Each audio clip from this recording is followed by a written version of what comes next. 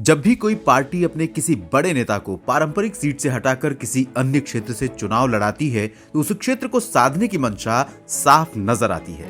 लेकिन बीजेपी ने मुख्यमंत्री योगी आदित्यनाथ को अयोध्या से चुनाव लड़ने के सारे कयासों पर विराम लगा दिया और उन्हें उनके गृह क्षेत्र गोरखपुर से उतारकर स्पष्ट कर दिया है कि पूर्वांचल का चुनावी गणित उसके पक्ष में है।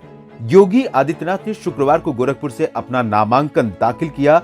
केंद्रीय गृह मंत्री अमित शाह भी योगी आदित्यनाथ के नामांकन के लिए पहुंचे। इससे अंदाजा लगाया जा सकता है कि यह बीजेपी के लिए कितना महत्वपूर्ण रहा। मीडिया और विरोधी पार्टियों के लिए भी ये कहीं न कहीं एक बड़ा इवेंट था।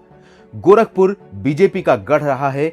कह सकते हैं कि गोरखपुर शहरी सीट बीजेपी के लिए एक तरह से सुरक्षित सीट है, जहां पार्टी कोई भी उम्मीदवार खड़ा कर इस पर जीत हासिल कर सकती थी। लेकिन फिर भी इस सीट से अगर पार्टी ने योगी को उतारा है तो उसके पीछे उसकी मंशा क्या है। पूर्वांचल में एंटी इनकम्बेंसी नहीं बल्कि चुनावी समीकरण बीजेपी के पक्ष में दिखाई दे रहे हैं। ऐसे में पार्टी ने योगी को उनकी अपनी घरेलू सीट पर उतारकर यह स्पष्ट कर दिया है कि उसे किसी खास क्षेत्र को साधने के लिए अपने सबसे बड़े नेता को वहां भेजने की जरूरत नहीं है। पूर्वांचल के 17 जिलों में 102 विधानसभा सीटें हैं, जहां 2017 में बीजेपी को 69 सीटें मिली थी और वोट प्रतिशत था 35। समाजवादी पार्टी को 13, बसपा को 8, कांग्रेस पार्टी को 1, जबकि अन्य के खाते में 11 सीटें आई थी। जी ओपिनियन पोल के अनुसार बीजेपी को इस बार पूर्वांचल में सीटों का कुछ नुकसान हो सकता है, लेकिन वोट शेयर उसका बढ़ने वाला है। बीजेपी और उसके सहयोगी दलों को 53 से 59 सीटें मिल सकती हैं, जबकि समाजवादी पार्टी गठबंधन को 39 से 45 सीटें मिलने का अनुमान है।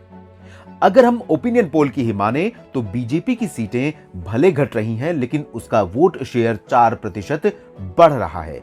2017 के चुनाव में पूर्वांचल में बीजेपी को 35% वोट मिले थे। इस बार 39% वोट मिलने का अनुमान है। और आइए अब आपको बताते हैं गोरखपुर का जातीय समीकरण क्या है और कौन दे रहा है गोरखपुर शहर से योगी को टक्कर।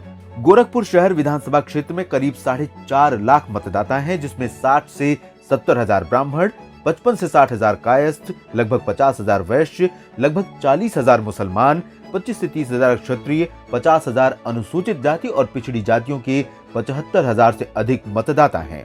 3 दशकों से अपनी जमानत भी न बचा पाने वाली कांग्रेस और राज्य में मुख्य प्रतिद्वंदी पार्टी सपा को अब तक योगी आदित्यनाथ को टक्कर देने वाला कोई दमदार उम्मीदवार नहीं मिला है। आजाद समाज पार्टी की तरफ से चंद्रशेखर आजाद फिलहाल योगी को टक्कर देंगे। 2017 में गोरखपुर शहर विधानसभा सीट से बीजेपी के डॉक्टर राधा मोहन दास अग्रवाल विजयी हुए थे। उन्होंने कांग्रेस के राणा राहुल सिंह को 60,730 वोटों से हराया था। इस सीट पर भाजपा का लगातार 3 बार से कब्जा रहा है। 2017 के विधानसभा चुनाव में गोरखपुर की 9 सीटों में से 8 पर भाजपा ने कब्जा किया था। महज चिल्लूपार विधानसभा सीट बीजेपी के हाथ से खिसक गई थी, जिस पर बसपा के विनय शंकर तिवारी चुनाव जीते थे। एक और खास बात कि योगी ने 1998 में जब से गोरखपुर से चुनाव लड़ना शुरू किया, एक बार भी उन्हें हार नहीं मिली।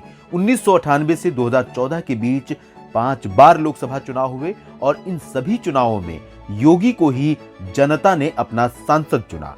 वो पहली बार विधानसभा चुनाव लड़ रहे हैं। देखना होगा कि इस बार उन्हें कैसा जन समर्थन मिलता है।